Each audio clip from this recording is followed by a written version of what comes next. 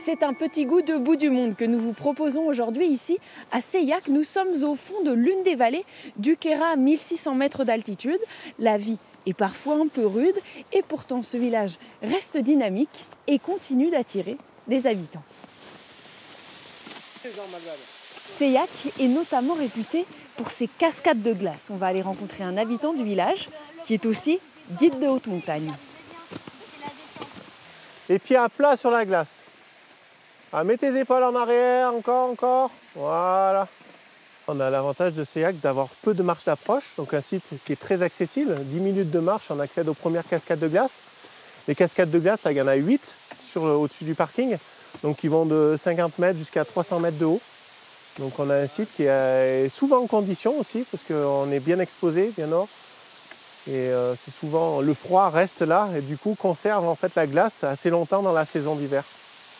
Voilà. On peut grimper depuis début décembre jusqu'à, ça m'est arrivé moi de grimper même jusqu'à début mai, certaines années. Il faut avoir une petite condition physique, c'est certain, mais je pense qu'après il y a beaucoup de volonté et puis beaucoup d'envie. Et puis un bon accompagnement aussi de la part du guide, on a du bon matériel, donc tout le monde peut le faire. Franchement, tout le monde peut le faire.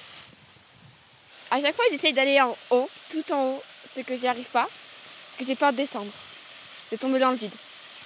Mais j'aime bien parce qu'il faut aussi forcer un peu, donc il faut repousser ses limites. Et c'est agréable aussi parce que tu es là avec la montagne.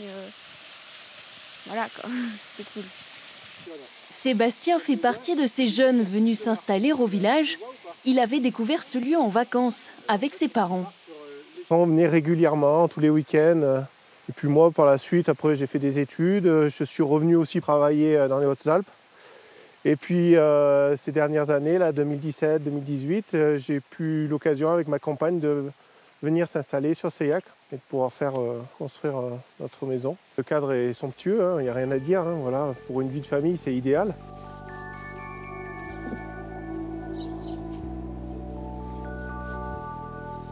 Avant le développement du tourisme à Seillac, on vivait surtout de l'agriculture et l'hiver, pour s'occuper, on taillait le bois au couteau. C'est devenu un artisanat emblématique de la région et c'est la spécialité des frères Grosson. On va voir leur atelier.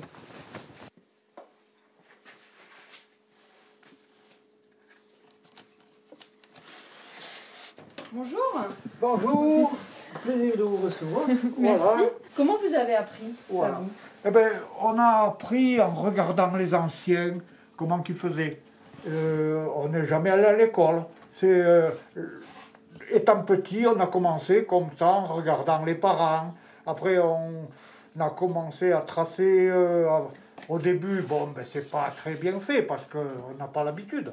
Mais après, on s'habitue et on arrive à tracer des motifs des fois compliqués.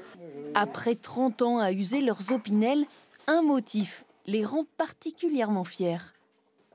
C'est une rosace qui a été retrouvée sur un vieux meuble à Seillac et elle n'était pas connue dans les autres villages du Queyras. Et ils y ont quand même laissé son nom parce qu'ils l'appellent la Seillacine. Et vous, en tant que sculpteur, vous avez décidé toute votre vie de rester à Seillac. Pourquoi? On est resté à Seillac toute notre carrière, disons. C'est un travail de passion aussi. Il faut aimer travailler le bois. Le bois, c'est une matière noble, agréable à travailler. Puis, nos anciens, dans la famille, travaillaient le bois déjà et on a continué dans cette branche-là. On vient donc à Seillac pour ce cadre naturel exceptionnel. Nous sommes en route vers le refuge de la Cime. Sa gardienne a justement changé de vie pour venir s'installer ici. Bonjour. Pourquoi vous êtes venu vous installer à Seillac? Ça reste un village, moi je trouve très, comment je dirais, qui a su garder pas mal d'authenticité. Un environnement, on ne vient pas à Seillac par hasard, vous avez vu la route, quand on vient à Seillac, c'est qu'on veut y venir, quoi. Et puis une population qui, moi je me suis sentie très bien accueillie, une vraie volonté de faire vivre ce village et de continuer à le partager avec les gens, quoi, c'est tout.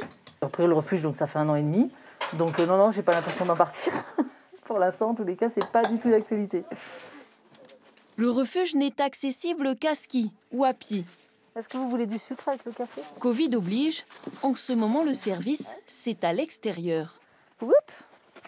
Les gens maintenant ont pris un peu, surtout depuis les vacances, ils ont pris un peu le pli, ils m'appellent le matin, ils me disent ce qu'ils veulent. Sachant que tous les jours, je propose au moins une soupe et une tarte, quoi. Et ils m'appellent le matin, je prépare les commandes. Et soit ils vont se balader, ils passent là, ils récupèrent leur plat emporté, ils vont pique-niquer plus loin. Soit ils restent dans les environs dehors, quoi. Donc oui, ça n'a rien à voir avec une saison ordinaire, hein, c'est clair, c'est autrement. Mais bon, ça permet à tout le monde de bénéficier de ce bel environnement quand même. Ça nous manque tellement de ne pas pouvoir profiter et de manger. C'est génial. Non, c'est sûr. C'est superbe. Moi, j'adore. Hein. Et on peut profiter un petit peu en bas au village de plats préparés à midi. Mais là, quand on monte, on a besoin de quelque chose qui nous retape un petit peu. Et c'est super bon, en plus, ce qu'elle fait. Non, c'est un plaisir. C'est vraiment un plaisir de voir qu'elle fait l'effort. Parce que je ne pense pas qu'elle ait un monde fou. Et je ne suis pas sûre qu'elle gagne vraiment sa vie là, en faisant ça. Mais voilà, elle le fait peut-être pour nous aussi. Hein, donc je trouve ça super. Merci madame. Merci à vous. Merci. Une petite serviette? Merci. Voilà. Et les visiteurs sont donc nombreux à se laisser charmer par Seillac ici, loin des grands axes, malgré le contexte sanitaire. La fréquentation touristique cet hiver a été excellente.